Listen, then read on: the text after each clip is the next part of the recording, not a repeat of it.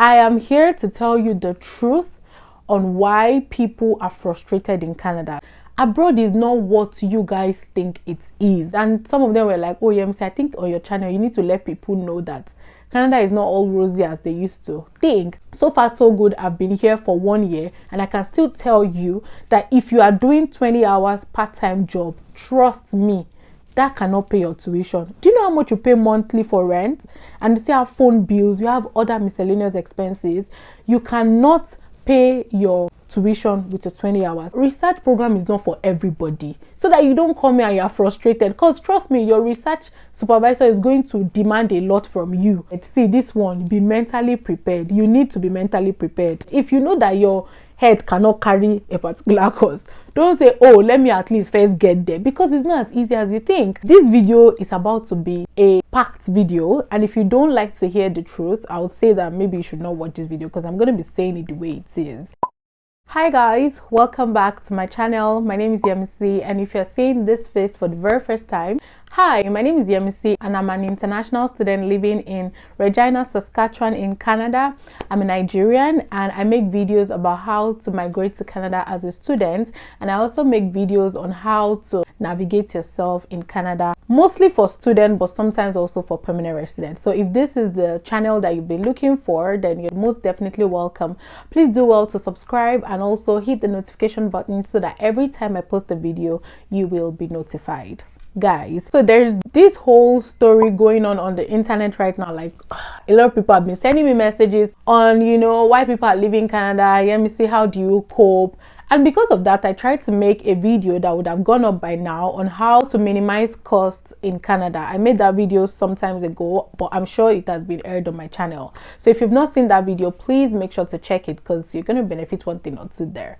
So guys, see, this video is about to be a packed video, and if you don't like to hear the truth, I would say that maybe you should not watch this video, because I'm going to be saying it the way it is.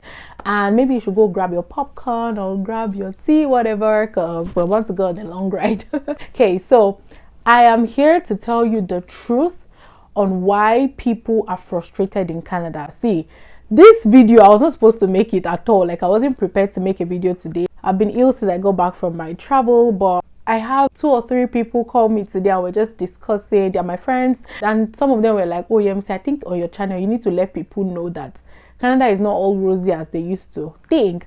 But I feel like I've made a video before. I'll try to link the video here where I mentioned that abroad is not what you guys think it is. Like, you have to be mentally prepared, to be honest. And you know, someone sent a message to me. I've gotten DMs on how I survive, how I try to navigate life, how I try to stay sane and all of that, and I try to reply people. But there was this particular comment I got recently on video on my trip to Ottawa, and the person was like, you make Canada look calm and inspiring. I got in a few weeks ago and I've been so frustrated, and I felt fine. I know she was coming from a good place and I appreciated the comment, but I also felt like, oh, am I deceiving you guys? So that's why I'm coming here to clear this. Guys, I know that this intro is so long, but I just wanted to give you guys like a background story to why I am making this video. So guys, we need to get this thing clear. You need to know why you're coming to Canada, or even abroad generally. So this video is not specifically for people living in Canada. If you're also moving to like Australia, UK, or like the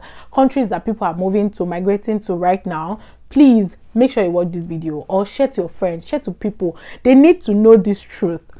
Abroad is lonely. You have to be mentally ready to survive abroad. Like, even within my circle, we make jest of these things.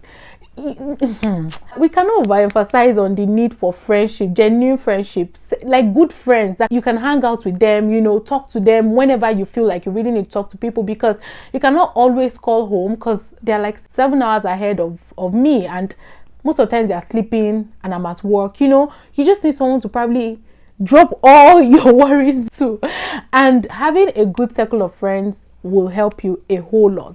So having said that, I feel like number one reason why people are frustrated in Canada is before people migrate to this place, they just look at people online. You look at social media, you see people taking pictures. Today they have traveled to so country, and I try to explain this thing to you guys.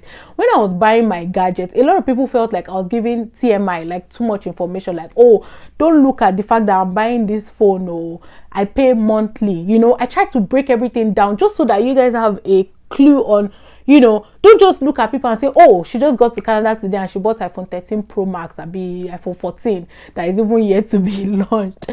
But I try to explain these things to you guys. Abroad is different. You pay monthly, you pay with your credit card. So don't just look at people on social media and think, oh, that is it, oh, they're living the life. No, people are paying through their noses. People have 2 jobs, people have 3 jobs, people are divas in the morning and at night they are working, you know. So I feel like that is why a lot of people get here and then they feel so frustrated, and then they send DMs like, Yemisi, how are you coping? But you show Canada in a very inspiring way. Yeah, it's inspiring, but at the same time, like, you have to work for every damn thing, right? So just get that straight up, like, just know that part. Another reason why people are frustrated, and let me look down on my notes here, is some people are not mentally ready for the program that they chose. A lot of times people use agents. See, I even say these things, agents will build house on top of your head. Because imagine, there's some requests that people ask me and I'm like, you can go on the internet to search for these things. Some people pick up like research programs, and research programs in Canada is usually scholarship programs, right? But the thing is, you have to work hard. Like, you will work, you will make research. So if you're the type that does not like to do research, or like, you know, you're not the research kind of person, then just go for course-based program. Just understand that you are going to pay for course-based, because of course it's expensive if you convert to Naira or convert to your local currency. But research program is not for everybody, so that you don't come here and you're frustrated, because trust me, your research supervisor is going to demand a lot from you. So just know that and make all your necessary research. To be honest, like, I keep getting so many questions and they just freak me out. But I understand you're trying to ask from people that are already in Canada, right? But still try to make your research, because these people are also busy. Fine, I sit down and make videos for you guys, but you don't know so many things that I have to do in my own personal life and personal space. So that's why when people tell me, oh, Yemisi, check your DM, I'm like, I will check my DM, but I have to clear my own schedule as well. So that's it. Research program is not for everybody. Fine, it is a scholarship program, but you're going to work for it, okay? Like, nobody's going to give you free money. And then for permanent residents, another reason I feel like permanent residents are frustrated is, of course, you are coming into a country and you have to start taking some certificates programs. If not, you might not get the kind of jobs that you want to get, or like the kind of jobs that you left in your home country, because you don't have a Canadian education. Most of the times you have to, you know, take up some certificate programs in your field, or if you want to have a different career, you know. Some people are not also ready for this. Some people don't even know about it. Okay, as a Nigerian, if you know that you're Nigerian, this is not only for Nigerians, please, there is a website called Nairaland. Go on Nairaland, go on the forum that applies to you, whether as a permanent resident or student, and get a lot of information, free information. Ask questions. People are always there to reply you. And every time I tell people go to Nairaland, so people feel like, oh, I'm trying to throw them away. But the truth is, that is where you get updated information. So those people will tell you, they will even literally prepare you ahead for what you are coming to do. Okay, so please just know that at the back of your mind. Another reason is, so people just want to jackpot. I understand that, especially in my home country right now, people just want to travel, people just want to relocate. But at the same time, know the reason why you want to relocate. Like, if at all you are coming for a course, try to make extensive research on that program, on that course. Know if that course can help you get the kind of jobs that you want, or if not, be ready to take up that. Because some people come here and say, oh, they heard that nursing is paying so well, and then they start coming over to take up nursing courses, but it is freaking expensive. Like, can you work 20 hours? We're even going to get to that. Can you work 20 hours and pay for your tuition? I doubt it. So, like, don't come here and now start feeling so frustrated, like, oh, you weren't prepared for this and all of that. Try to just make your research. Nursing courses abroad is very expensive, and I feel it's because of the money that they make. Like, their yearly income is also high, so like you have to it's just normal, right, for you to pay a lot because you're going to earn a lot. So just make your research. If you know that your head cannot carry a particular course. Don't say, oh, let me at least first get there, because it's not as easy as you think. And right now, like, visa processing is taking forever, right? So you don't just want to come here and then look for a way to change DLI, like change your university and start sending another message to IRCC, because it's a long process. So just get it right the first time before you even travel at all.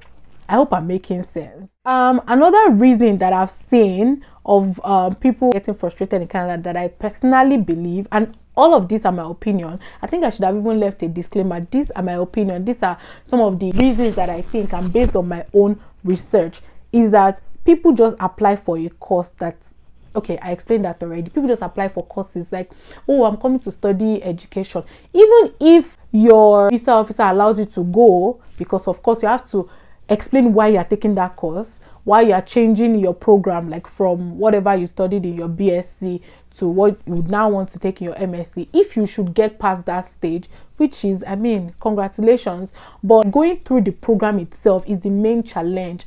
See, everybody is not going to come online and tell you, oh, I had the worst first semester or second semester.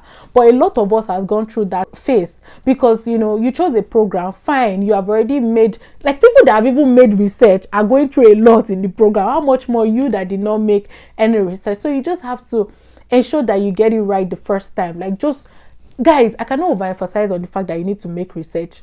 Do your research. Do your research. Don't come and be asking me. So people ask me questions of what they should do at the port of entry. I've left 1 year ago. There are so many news, updated news, so many updated information that I might not be aware of. So just do your research. Thank you. Another thing is, people just say, oh, when I get abroad, I'm going to do 20 hours job and I'm going to use that to pay for my rent, pay for my bill, and pay for tuition. I just laugh when I see that. I've made a video before where someone was asking me if you could pay your tuition with your part-time job. I'll also try to link it up here. So far so good. I've been here for 1 year and I can still tell you that if you are doing 20 hours part-time job, trust me, that cannot pay your tuition. Do you know how much you pay monthly for rent? And you still have phone bills, you have other miscellaneous expenses.